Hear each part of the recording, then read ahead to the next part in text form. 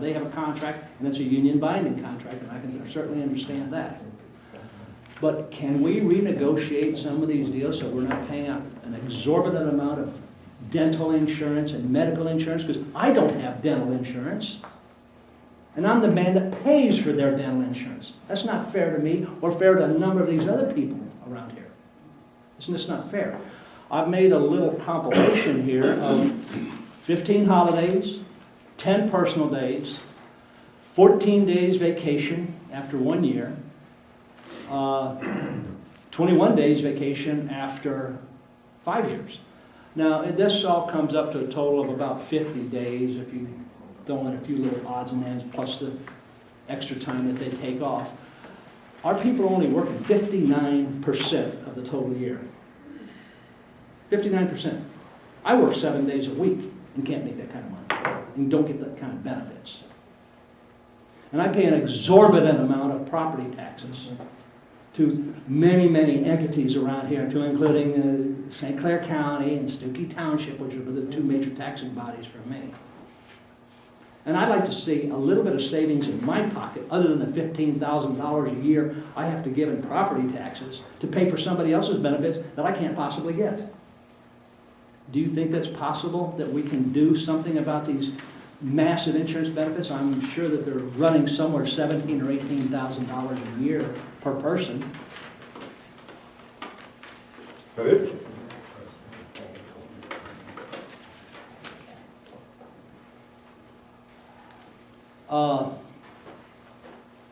When this was done in 2015, who was the person that drew up this contract? I'm not answering your questions. You got anything else? Can you give me the answer to that question? Feel free to call me in the office. Anything else? What time can I call you, and give me a time and a date? Anytime, call the office. Call this office? You will be here. Call the office and they will get a hold of you. Just like you've done the last 4 years. Anything else? That's all I got. What's your number that I can call you directly? 398-6925. That's the office number. You got anything else, Dan? Do you have a personal number that I can get a hold of you in? You already Now, know. I'm paying you a salary of $50,000 a year. What is your number that because you're never here, we know that. What is your number that I can get a hold of you directly with? You want to call me in my law office? You got the number, Dan. I don't have that number. Can you give it to me, please? Sure, 671-6594. You've only called me 6595. 5 times in my law office. Thanks. You got anything else? No, I've only called you a couple of times in your law office. You got anything else, Dan? You don't even have a message system here, so. All right, you're done. Herb, you're up. I want to thank Mark Kennedy for looking after the taxpayers and checking those bills. I get the impression, I could be wrong, but I get the impression that other members of the board don't check the bills. Also, I'll leave it at that. It appears the only one doing due diligence on bills is Mark Bagby, and I appreciate it very much.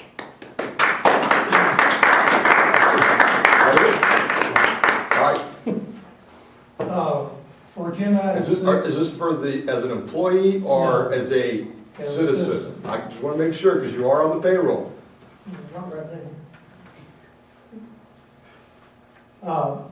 When you discuss in item 6, staff benefits and salaries, I hope it will be clear the trade-off in the past that's been made between, for benefits and no copay on the health care, freezing the salaries as to whether that will continue or not. But I'll listen to what you have to say in agenda item 6. Is that it? Discussion, that's all. All right. Salaries for the employees. In the past, I think we forego giving them a salary increase in exchange for fully paying for them. For the employees you're talking, not. For the employees, not the. Okay. All right. Sal?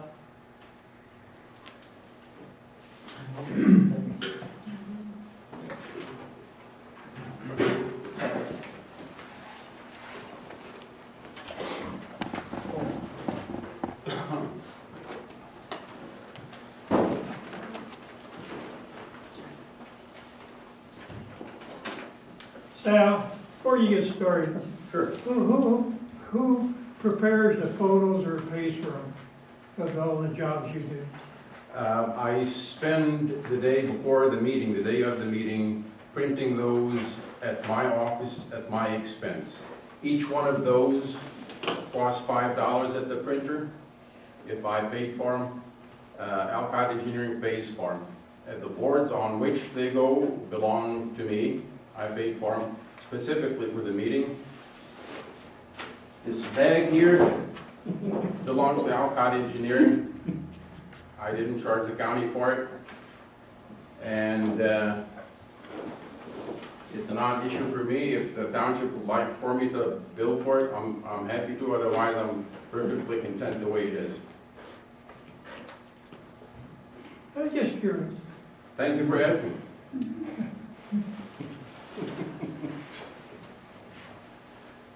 The last time we met, I'm going to give you an update on the number of items that you have reported to the district and the number of items that we have done. This gives you, information on the accounting, basic accounting of what we're doing with your money and what we're doing with our time. As we stand here today, you have reported 246 items in the past 8 months since I have been in office. We have counted this morning, and we have completed 195 items. The items that we have not completed are items that require things that we don't have right now, and I'll explain to you later as we go along, or require equipment that we need that is broken down, what have you. So the last item happened on day 1 of the first of the year. It was a non-actionable item. We didn't have to do very much. I was called out to check after a fire in Villa Drive. It was reported to me, and I needed to go out there to make sure that the road district doesn't need to do anything after the fire with respect to roads in terms of water icing over and what have you.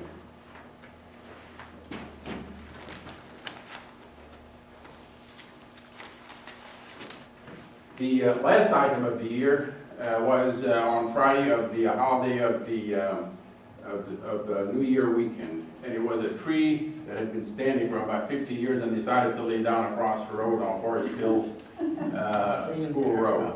And it's a pretty big fat tree. And when that happens, I guarantee you that we get out there in the time that AT&T puts on hold to answer your question. I'm sorry, Curtis, I know you worked for it.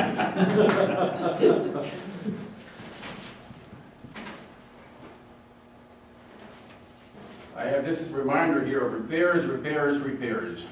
When I took office, you heard me talk about the sweep, or the road district sweep. We thought that was the only, this is a serious piece of equipment for a small district like us.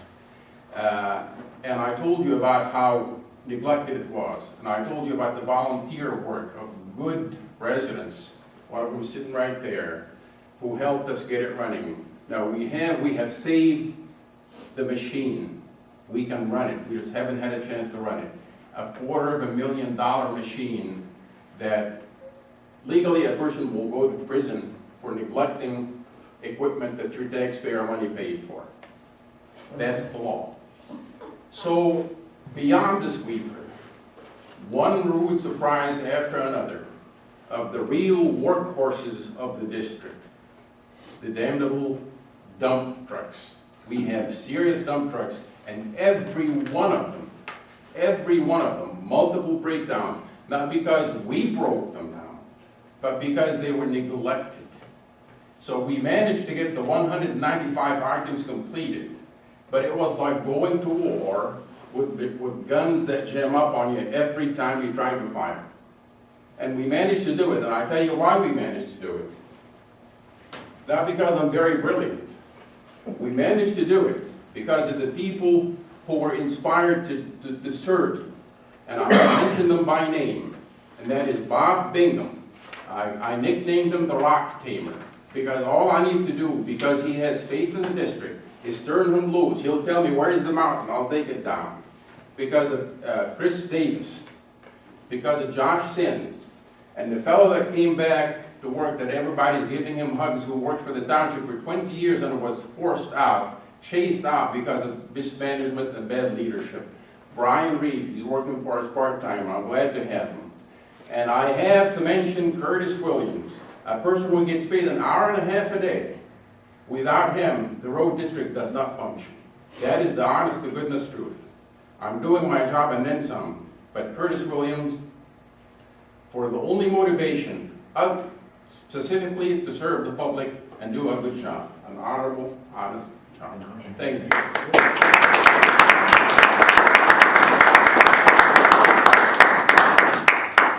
Ameren, a rich company, big company, decided they want to update their lines, and they did some superficial damage to our roads. And I called them on it. They didn't do structural damage, superficial damage. And they thought that, well, if the road looks a little less pretty, then it's okay, nobody's gonna pay attention. Well, they heard from me, and they heard well. So they came back, and they hired a contractor to do the job. And our crews were driving, and they asked me, they said, "Sal, did you see Villa Drive?" I said, "No, what's wrong with it?" They said, "Go out there and see it." I went out there to take a look at it. That is what I would pay somebody and tell them, destroy a road. That's what they did. So I called them back. I called the supervisor who was overall the big job. He apologized over 2 weeks, would call me every other day and say, "I'm sorry we did this, we're gonna fix it." So we're gonna hold them to it. They can't fix it